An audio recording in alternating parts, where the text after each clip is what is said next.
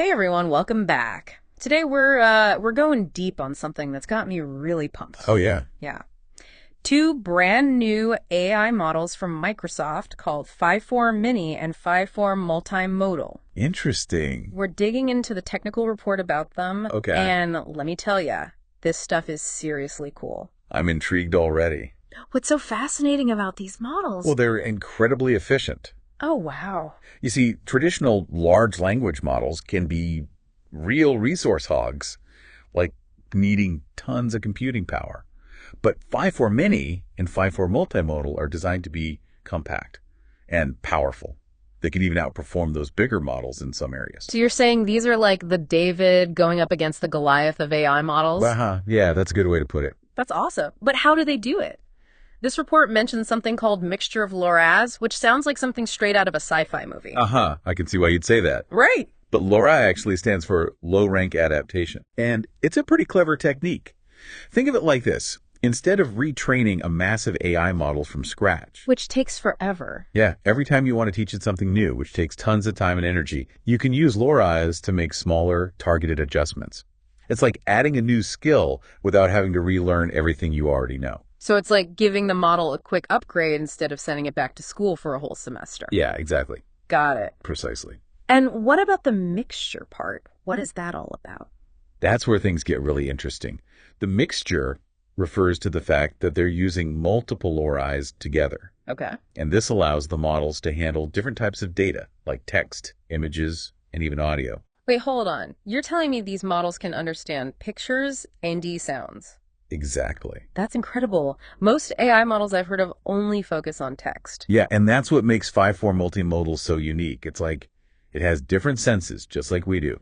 It can see, hear, and read all at the same time. Okay, my mind is officially blown. So let's break this down a bit. Okay, first up, we've got Phi-4-Mini. This one sounds like the brainiac of the duo, focusing on tasks like math and coding. Right. What's so special about it?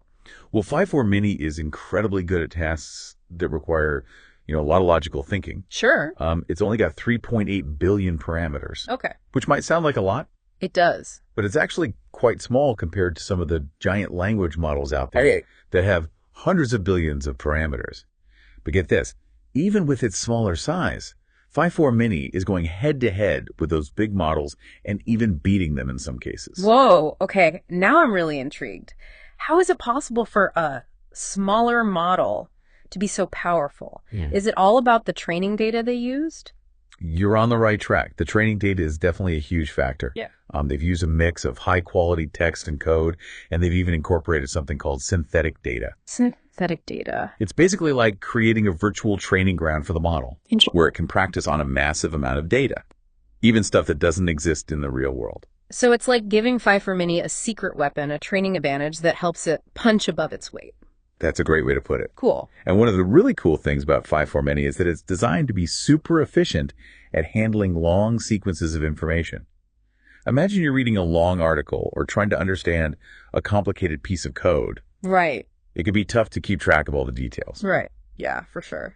Well, Phi-4-Mini has this special ability called group query attention that helps it stay focused and process all that information without getting lost. So it's like giving the model a super-powered memory, allowing it to juggle all those complex ideas without dropping the ball. Exactly. It's one of the key reasons why it's so good at tasks that require, deep understanding and reasoning.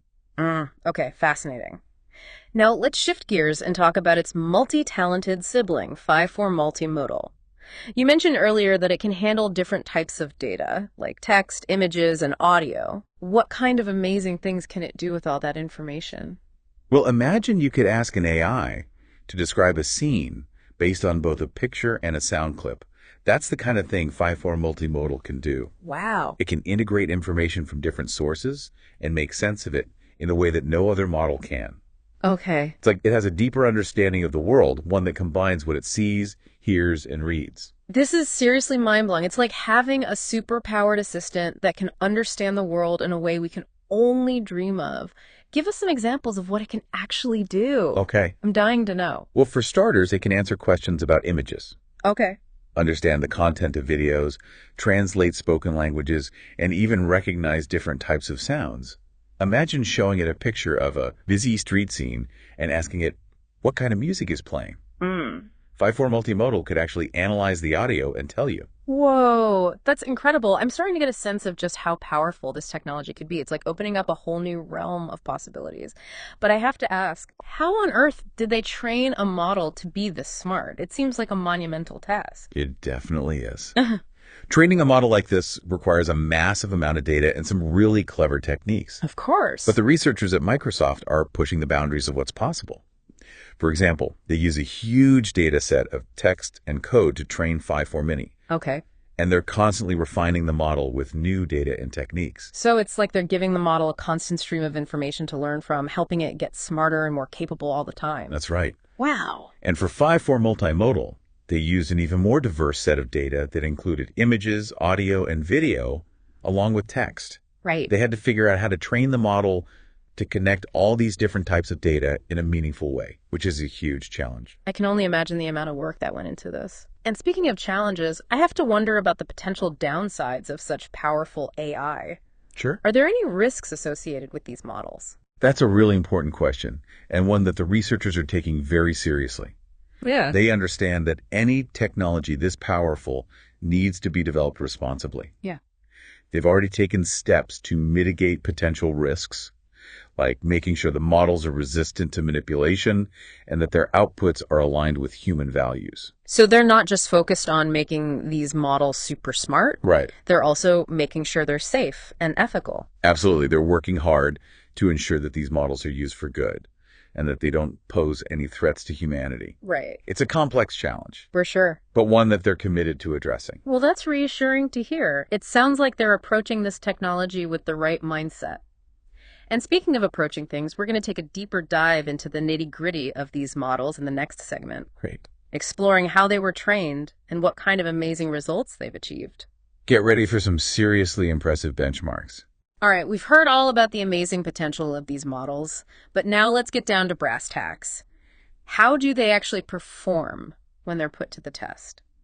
Well, the researchers really put these models through their paces, Yeah. running through a whole battery of tests or Right. benchmarks, as they're called in the AI world. Right. And The results.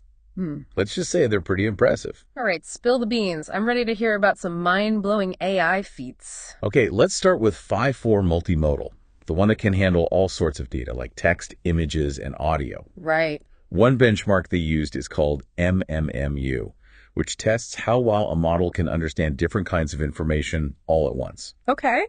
Imagine showing it a picture of a cat wearing a hat while playing a sound clip of a dog barking, and then asking it, is the cat wearing a hat? Wow. It sounds tricky, right? Yeah, it does. I mean, how can a model possibly make sense of all that different input? Well, Phi-4 Multimodal managed to score an impressive 55.1% on this benchmark, putting it ahead of several larger models that have way more parameters. Wow. And get this, it even outperforms some of the industry giants like Gemini and GPT-4 on certain tasks, like answering science-based questions about images. Whoa. So you're telling me that this relatively small model is holding its own against some of the biggest names in AI? That's pretty wild. It really is. And one of the things that makes it so special is that it doesn't lose its language abilities when it's processing other types of data. Interesting. A lot of other multimodal models out there sacrifice some of their language skills when they're fine-tuned for things like vision and audio. Right. But Phi-4 Multimodal keeps those skills intact. So it's like they've managed to teach it new tricks without making it forget the old ones. Yeah. That's pretty impressive. Yeah, it is. And it's all thanks to those LoRAs modules we talked about earlier. Right. They allow the model to specialize in different modalities without messing with its core language abilities. Now, I'm really curious about those vision speech benchmarks. You mentioned that Phi-4 Multimodal can handle both visual and auditory information at the same time. Right. How did they test that? They got really creative. They took some existing vision language data and converted the text into audio using text-to-speech software. Interesting. So imagine you have a picture of a beach with the caption, "The waves are crashing on the shore." Okay. They would turn that caption into an audio clip of someone saying those words and then present both the picture and the audio to the model. That's a really clever way to test its ability to integrate those two senses. So how did it do? It actually blew another model called Internomni out of the water. Oh, wow. Internomna is specifically designed for multimodal understanding. It's also a larger model. Right. The Phi-4 multimodal still managed to outperform it on all 4 vision-speech benchmarks they tested. That's seriously impressive. It seems like this model is truly capable of understanding the world in a much richer way than most AI models out there. It really does. And that brings us to Phi-4-Mini, the one that's all about logic and reasoning. Yes, tell us more about its performance. This report mentioned that it's particularly good at math and coding, 2 things that definitely require a lot of brain power. That's right. Yeah. They tested it on a bunch of different language tasks. Okay. And it consistently outperformed models of similar size and even matched or surpassed the performance of models twice its size. So once again, size isn't everything. It's about how well the model is designed and trained. Exactly. And the results speak for themselves. For example, on a benchmark called GSM-8K, Okay. which is all about solving grade school math problems, Phi-4-Mini got a score of 88.6%. Wow. To put that into perspective, that's on par with models like Quinn 2.5 and 7B, which is nearly twice its size. That's amazing. It's like this little model is a math whiz. Nice job. What about coding? How did it perform there? Oh, it totally rocked the coding benchmarks. Really? There's one called Human Eval, where the model has to generate actual working code based on a description of what the code should do. Okay. Phi-4-Mini scored a whopping 74.4%, which is really impressive, especially considering how complex that task is. I'm trying to wrap my head around that. It's writing code. It's understanding the language of computers.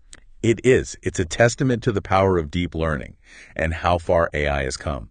And what's even more exciting is that there's a special reasoning-enhanced version of Phi-4-Mini in development. Oh, yeah. That's showing even more potential. Yeah, you mentioned that earlier. Right. What's so special about this enhanced version? Well, even though it's still a work in progress, it's already outperforming larger models on complex reasoning tasks. Wow. And it's only 3.8 billion parameters. Okay. Like they've unlocked some hidden potential within these compact models. It's like they've found a way to make these smaller models think even harder. How did they do that? Well, they used a 3-stage training process. Okay.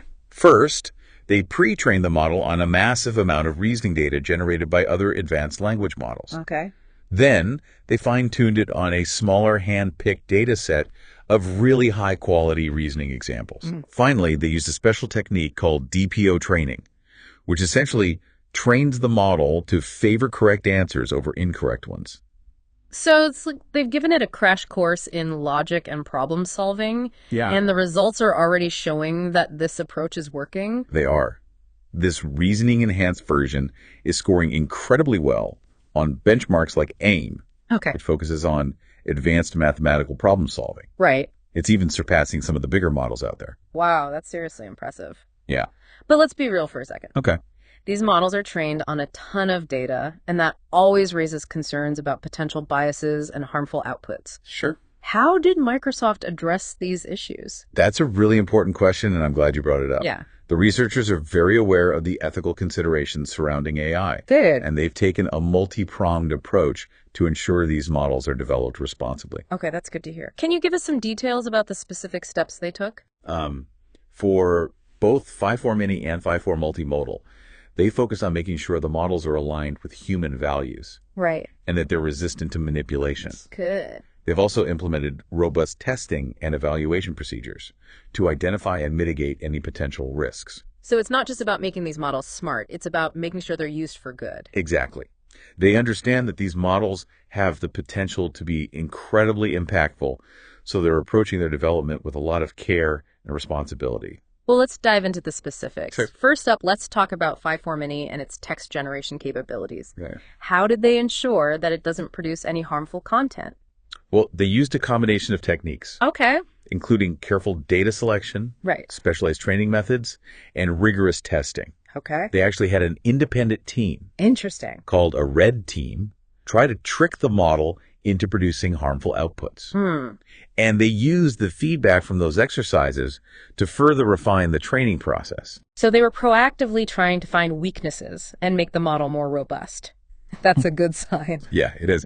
They also subjected the model to a battery of automated safety evaluations using various benchmarks and tools, Okay. including Microsoft's own Azure AI Evaluation SDK. And how did it perform in these safety tests? Really well.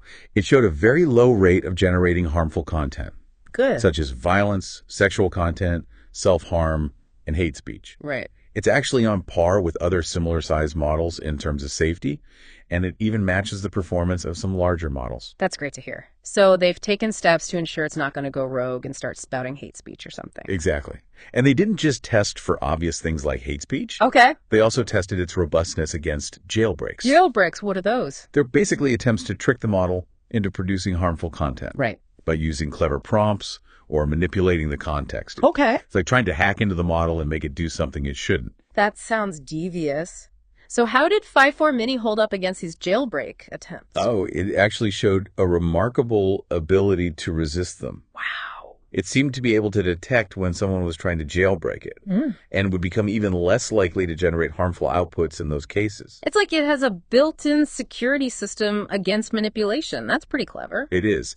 And another important aspect of safety is making sure the model can appropriately refuse to answer inappropriate prompts Okay. without being overly cautious and refusing to answer valid prompts. So it's a delicate balance between being safe and being useful. Precisely. They tested this using a framework called XS test. Okay. And Phi-4-Mini did a great job. It refused inappropriate prompts most of the time, but didn't shy away from answering valid questions. That's reassuring to hear. It seems like they've put a lot of thought into making this model safe and responsible. They have. And they didn't just focus on English. Okay. They also made sure Phi-4-Mini is safe across all the languages it supports. Oh, wow. So they really went the extra mile to ensure multilingual safety. They did. Oh, wow. They ran the same kind of tests in all the languages it supports. Okay. And found that it consistently shows a low rate of generating harmful content no matter what language you're using. That's impressive. It seems like they've covered all the bases when it comes to the safety of Phi-4-Mini's text generation capabilities. Yeah. But what about Phi-4-Multimodal? Right. It deals with not just text, but also audio and visual input. Sure. Does that make the safety challenge even more complex? It definitely adds another layer of complexity, but Microsoft didn't shy away from the challenge. Good. They implemented a whole range of measures to ensure the responsible use of audio and visual data, just like they did for text. That's great to hear.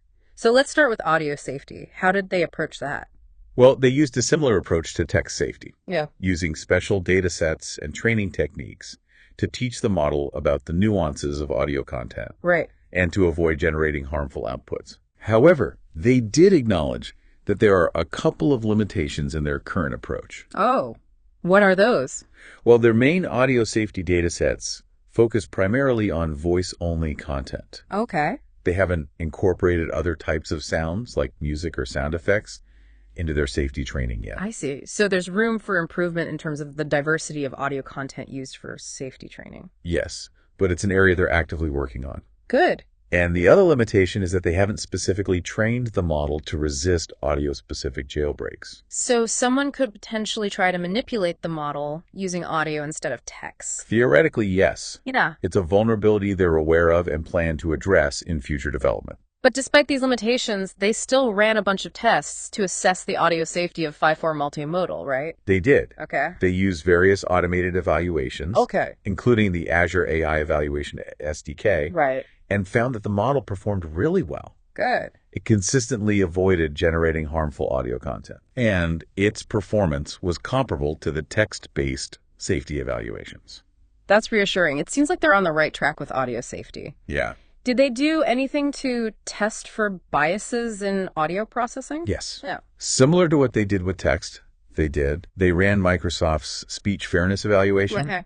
to check if its speech-to-text transcription accuracy varied across different demographic groups based on factors like gender and age. Okay. They analyzed performance across various languages, too. And what did they find? Was there any evidence of bias? Thankfully, no. Good. The results showed no significant disparities in performance, Okay. meaning the model's speech recognition capabilities are pretty fair and consistent across different demographic groups.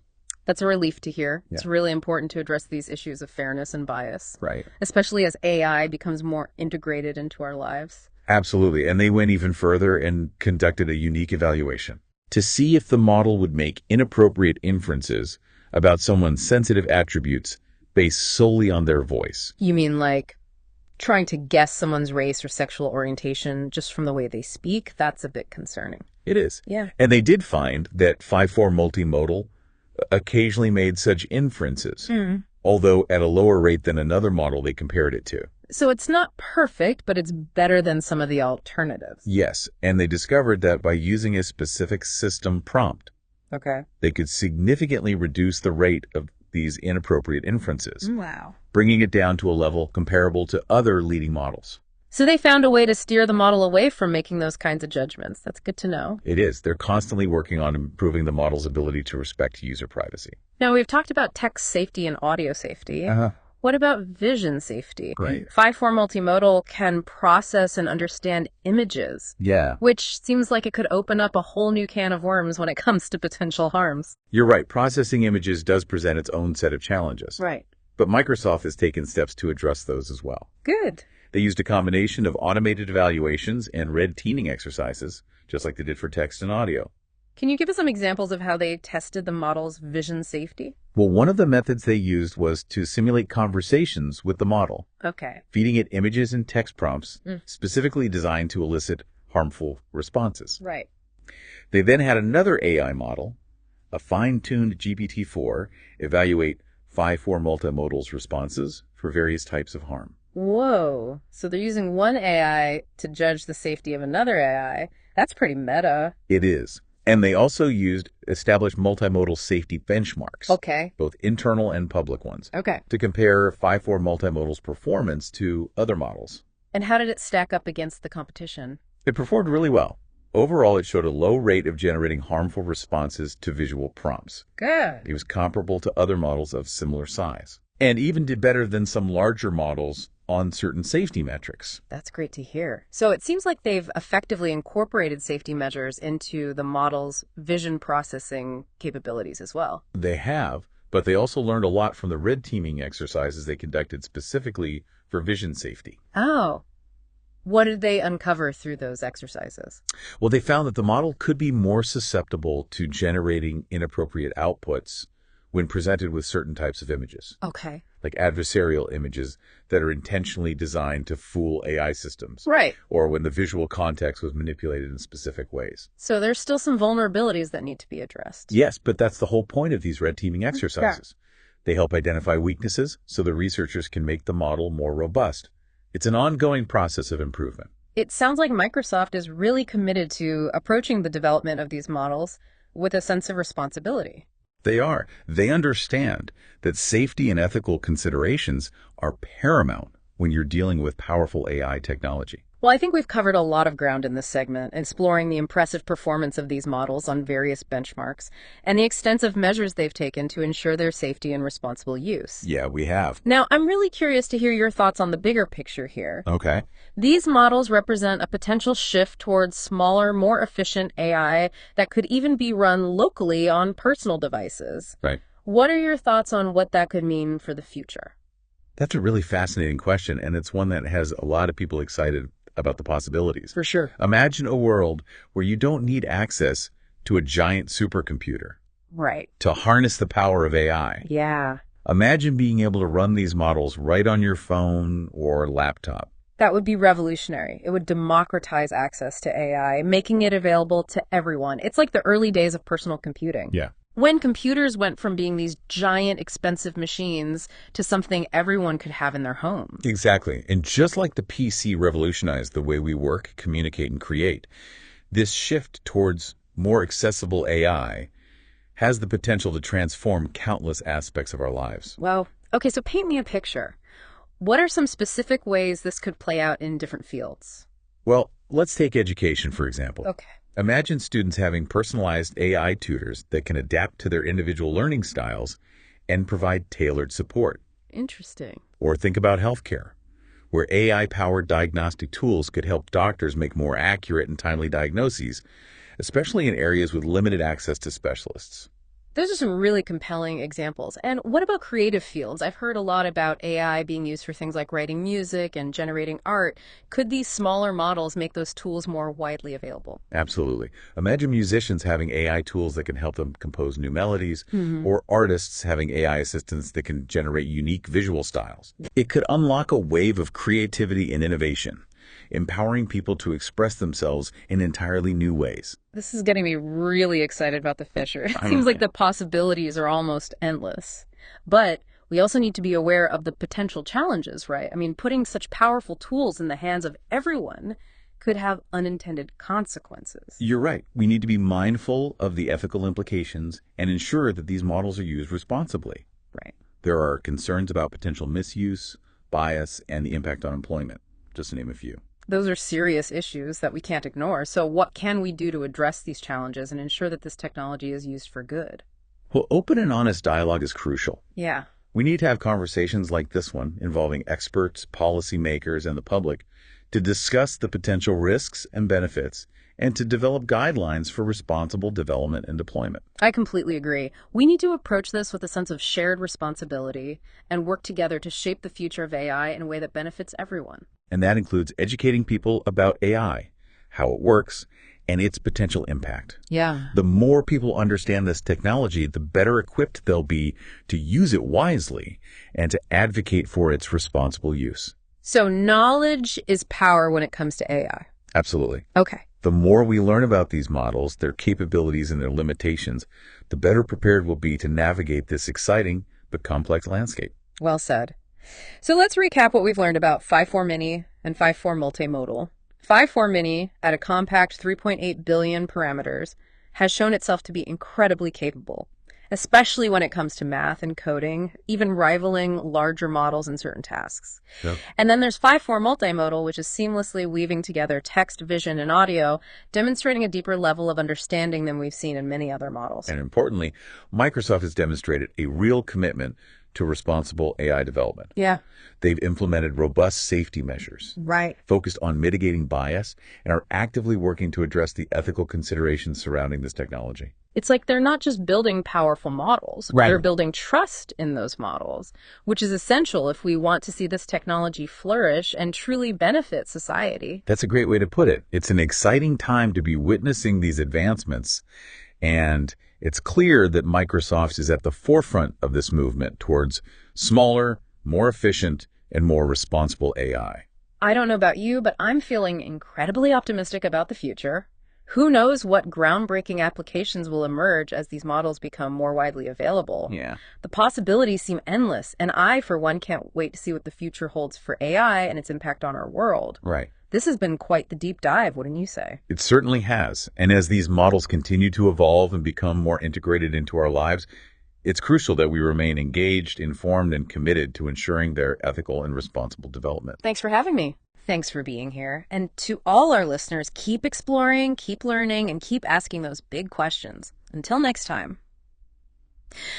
Okay, so we've journeyed deep, really deep into these models, explored their capabilities, their performance, and even the steps taken to ensure they're, developed responsibly. Right. But I want to kind of step back now and look at the bigger picture. Yeah, for sure. These models, I feel, represent a real turning point Yeah. in the world of AI. We've talked about this shift towards smaller, more efficient models. Right. But what does that really mean for, everyday users like you and me? That's the big question, isn't it? Like, what are the actual real-world implications of all this? Yeah, exactly. Well, imagine a world where you don't need to have, access to some huge data center or a supercomputer Right. to actually use AI and experience the power of it. Right. Imagine having all that power right there on your, laptop, your phone, at your fingertips. It's a total game changer. It would make AI so much more accessible to, everyone.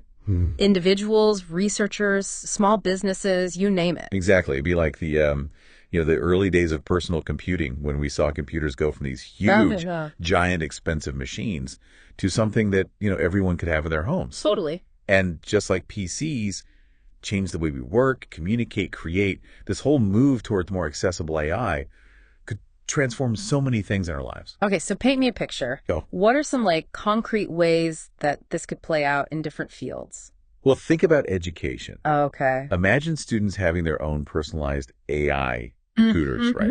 Ones that can adapt to how they learn best and give them tailored support.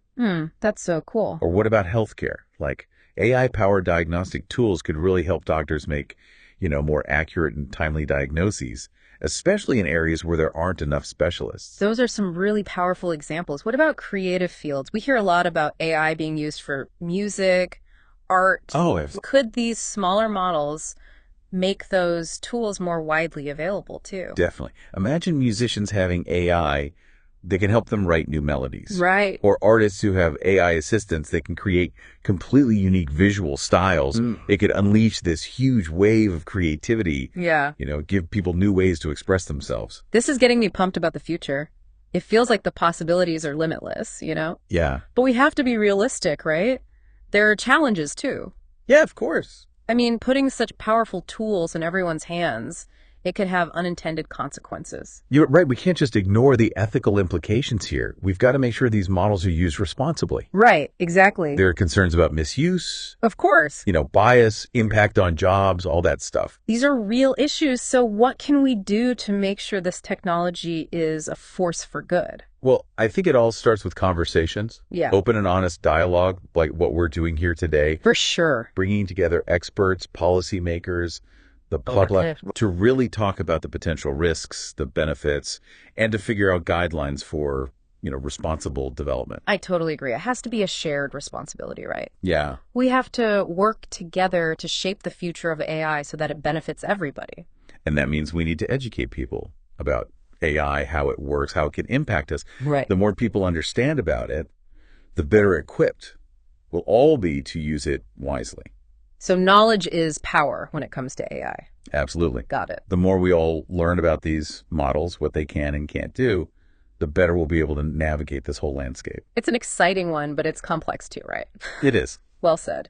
So let's do a quick recap of what we've learned. Okay. Phi-4-Mini, only 3.8 billion parameters. It's shown it can do amazing things, especially with, math and coding. Right. It can even go head-to-head with those much larger models on certain tasks. Exactly. And then we've got Phi-4 Multimodal, which is like this master weaver, right? Yeah. It's bringing together text, images, and audio in ways we haven't really seen before, showing a much deeper level of understanding. And on top of all that, Microsoft has been really clear about their commitment to developing AI responsibly. Right. It's so important. They've got these strong safety measures in place.